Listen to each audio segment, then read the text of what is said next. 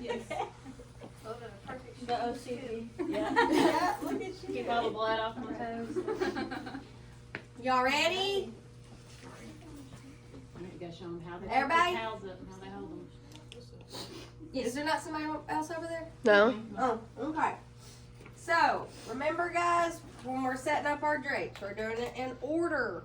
So, is this drape correct? No. Why? It's not facing what the patient is. Correct. Our little man has to be going the same direction as our patient, head up here, feet down here. Next, we place our next sheet, because this is how we're going to use these backwards.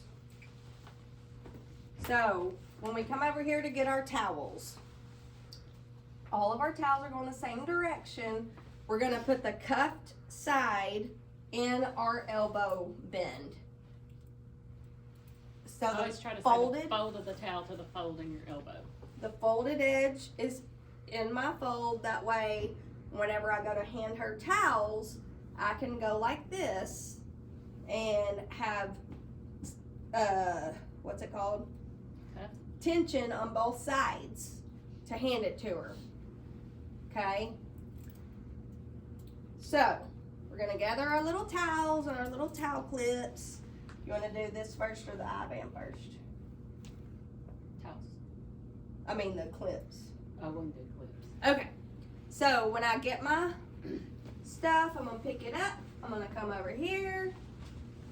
I am going to come to my doctor. My doctor's on the other side. I'm going to present her with the first towel. See how the cuff is facing? You always pass the surgeon the cuff towels with the cuffs away from them. The reason you do that is when I go to lay this on the patient, the cuff is down. Okay? The last towel you will give them with the cuff facing them. And you'll see when she passes it to me. Alright, so she passed it to me with the cuff away from me. Y'all gotta remember, I'm sterile. All of this is unsterile. Okay? We're draping after the patient has been prepped. So the nurse has come and prepped the skin and everything. And it's dry. Yep. So when I go to lay this towel down, y'all can see I'm cuffing my hands and protecting my hands and everything so that they're not touching anything. I shouldn't touch the skin or anything like that. You can see I'm staying away from the arm board and I'm not getting right up here and close to the bed, right? I'm sterile, everything else is unsterile. So I'll place the towel down. And I give her next one. Doesn't matter if they do the top or the bottom next. We're doing an abdominal incision, so she's squaring off the incision like I showed you on the dry erase board. And remember this bed, none of that's sterile, so she shouldn't even be close to that and stuff, you know, when she's passing me stuff. The last one, I'm passing to her opposite of all the other four, and that's because she's placing it away from her and it's still gonna put the cuff downwards on the patient. Did And y'all yes. see that? Mm-hmm. Okay. And you see I drape the side closest to me first. Just like when we're draping that table back there, side closest to you first, right? Anything you're draping, it's always side closest to you first. I'm gonna put one clip in her dominant hand and the other clips in her non-dominant hand. While she's clipping the towels together, I'm gonna go over here and get my other drapes. These towel clips are just gonna hold the towels in place so that they don't move and stuff during the procedure. I cannot pass this over the patient, remember? So I'm meeting her at the end of the patient, giving her half of it. This drape, we're gonna go up to the incision side with it. You cuff your hands when you go to take the drape up. And then you drop it from up here. Don't follow it with your hands. This is the one that's real sticky that I told y'all, keep that sticky side on your side. Don't hand it to the doctor where he's gonna get his gloves all sticky. You can feel it? Yeah, I did it back there though. Okay. So we're gonna take our little things off here. If your gloves get in that sticky, it's gonna be hard to get them out. Then I'm gonna come over here to my doctor. Oh, you wanna come up here? We're gonna go face down, or see our little man's going the right way. We're gonna put this part in the middle of the incision. We're gonna flatten it out and push the little stickies on. Sometimes these drapes too, you'll get them and they're not centered. That hole is folded and it's not centered and all that kind of stuff. So like she said, you gotta kind of look at it. It may be sometimes you have to put it a little off center to get the hole where you think it's gonna be centered and everything. But see, I'm still staying out of this arm. I'm sterile, that's unsterile, so I shouldn't be anywhere close to that. We're gonna go down and cover the feet first. If you'll hold, I tell everybody hold the dark blue. If you'll just hold all those folds in one hand, you gotta cuff again, and you're coming all the way down to cover the feet first and dropping it from up high. With the top part, you need to make sure this arm board gets covered. We are going to definitely cuff this hand. Remember, this is when anesthesia is going to be trying to grab on and not paying any attention to your sterile hand. Just drop all that stuff. This will unfold out. Cuff your hand, and then it's covered. He's going to take it, attach it to those IV poles. Yeah, because she told y'all they're snatching. Anesthesia is, they're ready to get their little tent made so they can hide back behind. Read their little book. So we just cover up their face? Yes. A lot of times they'll leave the drapes directly on their face. Sometimes they'll put an IV pole up and tent the drapes, but they're asleep. Don't forget they have tubes. Covering up the dead folks. They have tubes going in their mouth. Okay. It's breathing. protecting them, Okay. Then we remove this, and that'll go in the trash. and we have our little incision site right here, ready to go. It's got all the Velcro tabs and stuff that you might need to hook all of your cord, your suction tubing, cautery cord, light cords, whatever, you know, you've got that's needing to stay on the patient. If you drape and for some reason your arm doesn't get completely covered or something like that, would it be okay for me to grab this and then? That's what I was wondering, because that didn't get all the way over. Could we pull How would I that fix over? it? I'm wondering if we're allowed to pull that. No. Could Don't your ask anesthesia to do could anything. circulator pull that bottom part of it and pull down? So what she could do in that case is she's got a little bit of a cuff there.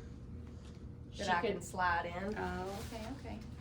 If it's something like mine, where it's kind of big and I'm not gonna be able to fix it, you could go over there. If you've got an extra gown on your field, you could grab the gown, open the gown up, lay the gown over the arm.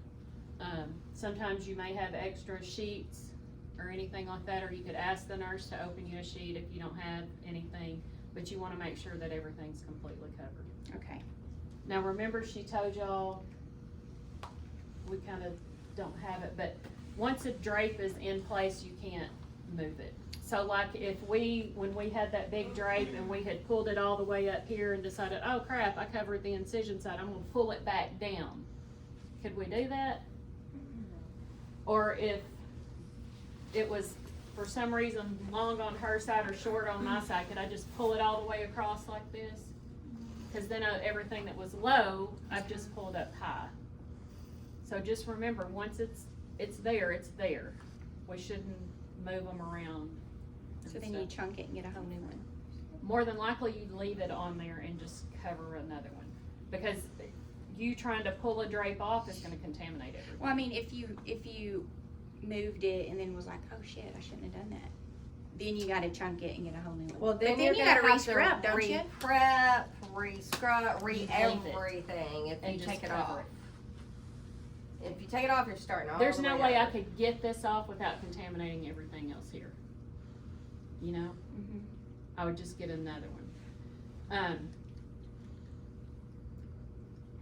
She probably talked to you about if you get a hole in your drape or something like that, you can use some of those tegaderms sometimes, or weaving the steri drapes, the eye bands and stuff. They may cut a little piece of it to cover where that hole was. See them lay towels over stuff sometime. You just gotta remember, if something like that happens, then somebody's coming in to relieve and stuff, you better tell them why that towel's there. Cause if I come in and relieve, y'all know I'm OCD and I want everything neat, and I saw a random towel laying somewhere, first thing I'm gonna do is start cleaning. And I'd pick it up and not realize, you know, so you always wanna tell somebody, you know. What else about the draping? Drapes shouldn't be puddled in the floor and stuff like that. Sometimes they're long and it's kind of hard. I pulled this drape really long on this side and gave her a shorter side because I didn't want her backing into her fields and stuff, cause our ORs here aren't set up real good where y'all have very much room to wiggle around. So once the patient's draped, that's when the Mayo stand starts to get pulled up. So, with all your stuff and everything set up on it. So now you see why it's important that that pole on the Mayo stand's covered. So when you pull it up, it's not bumping up against all this stuff. The aisle band, talking about using that aisle band.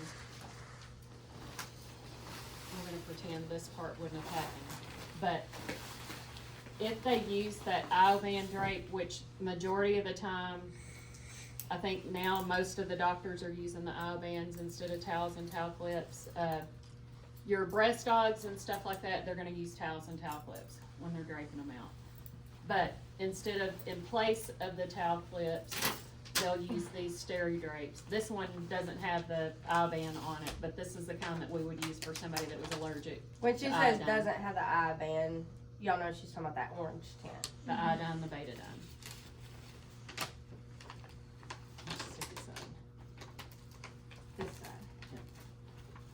Alright, so with this one, we would have placed our towels where we wanted them. I would get it, she's gonna grab from the bottom, but I come down. Let the doctor do that part that she's doing. I kinda walk the drape down like this, and this is what's gonna hold the towels in place. This is the thing I told y'all held my roof pole for 2 years. And then that gets handed off into the trash. But this just holds your towel clips, or your towels in place. Ortho uses tons of these, your neuro guys use it when they're draping. A lot of your general surgeons use it, helps maintain hair and stuff like that. If you got a really hairy person, it keeps that hair from getting everywhere, you know, during the case and everything. But then we would go and put our large drape down and then the chest brace and stuff on top of it. But the draping procedure is different everywhere you go.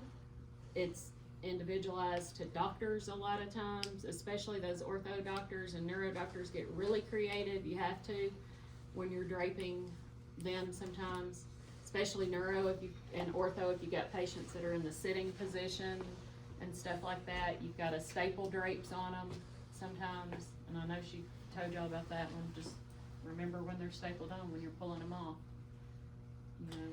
So, and as a student, y'all aren't going to be expected to be running the show here and leading the drape process, but you are expected to get in there and help.